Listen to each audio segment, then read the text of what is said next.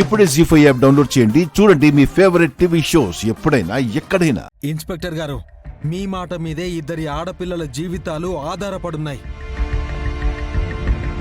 నిజమేంటో చెప్పండి. చెప్పండి సార్. మీరు పొరపాటు పడ్డారని చెప్పడానికే వచ్చానమ్మా. లలిత కంప్లైంట్ ఇచ్చింది, కానీ దేవరాజు మీద కాదు.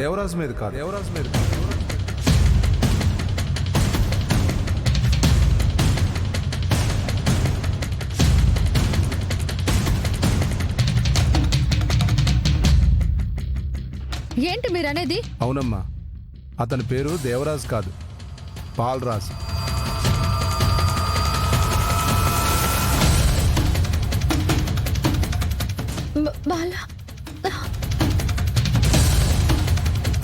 బాలరాజు కాదు, ఈ దేవరాజే. కాదమ్మా, బాలరాజే. అయినా నువ్వు అతన్ని కలిసి నీకు న్యాయం జరగాలని అడగాలి, కానీ ఇక్కడికొచ్చి వీళ్ళని అడిగితే అన్యాయం కదా. అన్యాయంగా మాట్లాడుతుంది మీరు. పోలీస్ స్టేషన్లో కేసు కూడా ఉంది కదా. కంప్లైంట్ పేపర్లు కూడా తీసుకొచ్చాను, కావాలంటే చూడండి.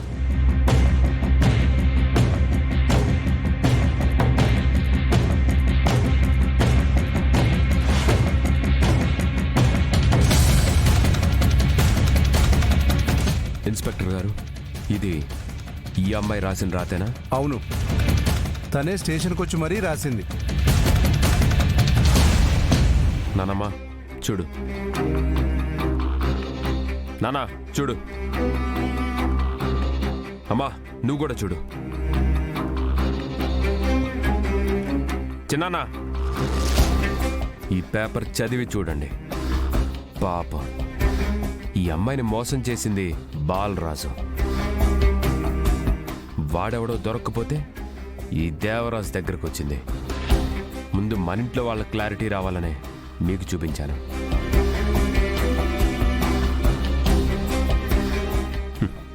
ఇప్పుడు శ్రీవల్లి కూడా చూడొచ్చు, ఎందుకంటే నన్ను చేసుకోబోయేది తనే కదా.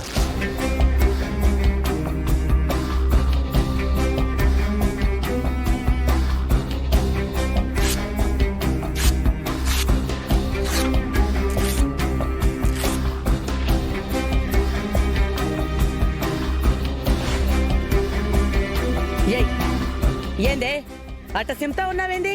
లలితాని మోసం చేసి కడుపు చేశాడని చెప్తే కూడా మీకు అర్థం కావడం లేదా? గంగాబాబు కూడా చెప్పాడు కదా, ఆ రోజు కళ్ళు తిరిగి పడిపోతే డాక్టర్కి చూపించానని.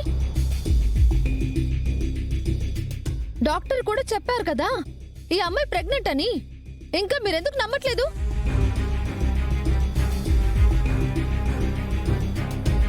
డిఎన్ఏ టెస్ట్ చేస్తే ఎవరి బండారం ఏంటో తెలిసిపోతుంది కదా.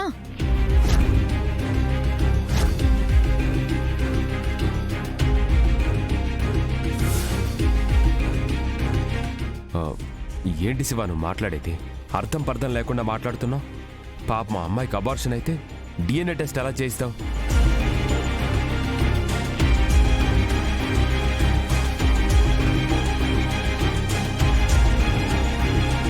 పాపం, నెల్లూరు నుంచి ఇన్స్పెక్టర్ గారు వచ్చి నా కొడుకు ఏ తప్పు చేయలేదని చెప్తుంటే శివపార్వతి మటుకు నేరం ఒప్పుకో అని బలవంతం చేస్తుంది.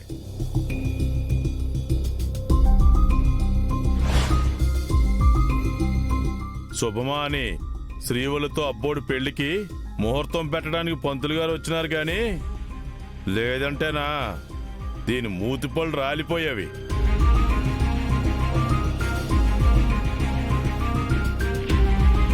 గంగబావా, మా చెల్లి శివపార్వతి గురించి తెలిసిందే కదా.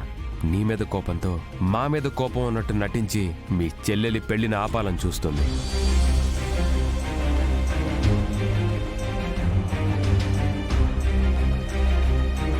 నీ చెల్లెళ్ళు కూడా నీతో చెప్పుకోలేని విషయాలు ఏమైనా ఉన్నాయేమోనని ఆలోచించు.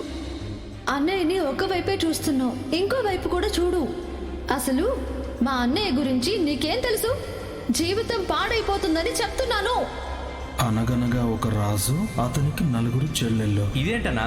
అదేదో మనింటి కథలా ఉంది. ఇవన్నీ పక్కన పెట్టి ముందు మంచి ముహూర్తం పెట్టి చేద్దాం బావా. దయచేసి ఏమనుకోకండి. నా చెల్లి పెళ్లి విషయంలో నేను తొందరపడదలుచుకోలేదు.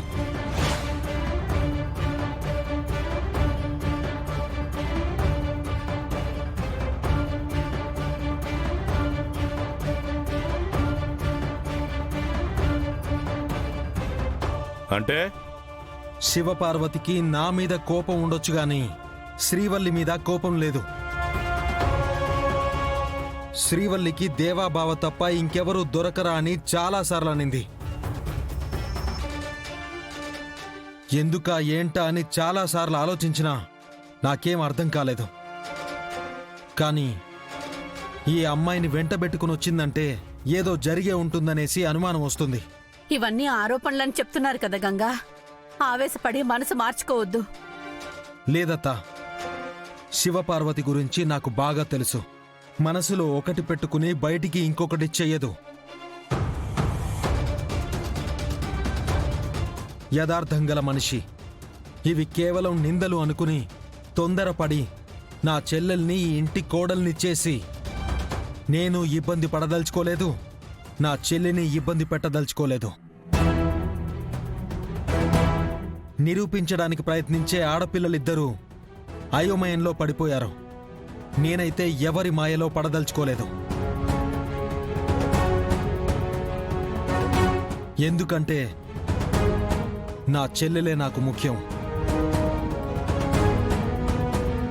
అయితే ఇప్పుడేమంటావు? పెండ్లొద్దని బెట్టు చేస్తే బాబు పెండ్లి కొప్పుకోండనే కాళ్ళు పట్టుకుని బ్రతిమలమంటావా ఏందే? ఈ వయసులో మీరు నడుం వంచలేరు. తప్పు జరిగుంటే మెడలు వంచి మీ మనవడికి ఆ అమ్మాయితో పెళ్లి జరిపించండి.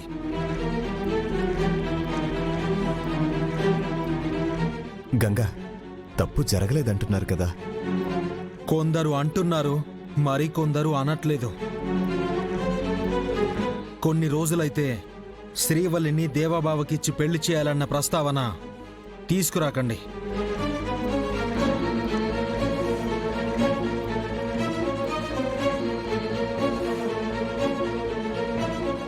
అది కాదు బావా.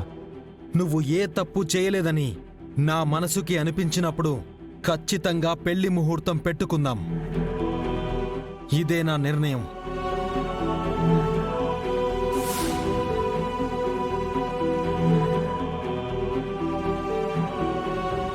ఓ తిరుపతక్క, మీ కూతురే మీ కొడుకు మోసం చేశాడని చెప్పినప్పుడు ఆధారం లేకపోయినా ఎంతో కొంత నమ్మాల్సొస్తుంది. అంత తొందరగా పెళ్లి చేసి అన్యాయం చేయడమెందుకు? శ్రీవల్లి, పోదాం పదా. గంగా, పదా. పదమ్మా.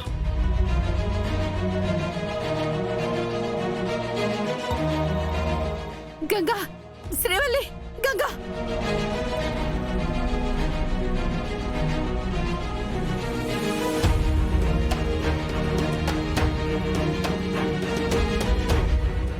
జీ5 యాప్ డౌన్లోడ్ చేసి అన్ని ఎపిసోడ్స్ పూర్తి ఉచితంగా చూడండి.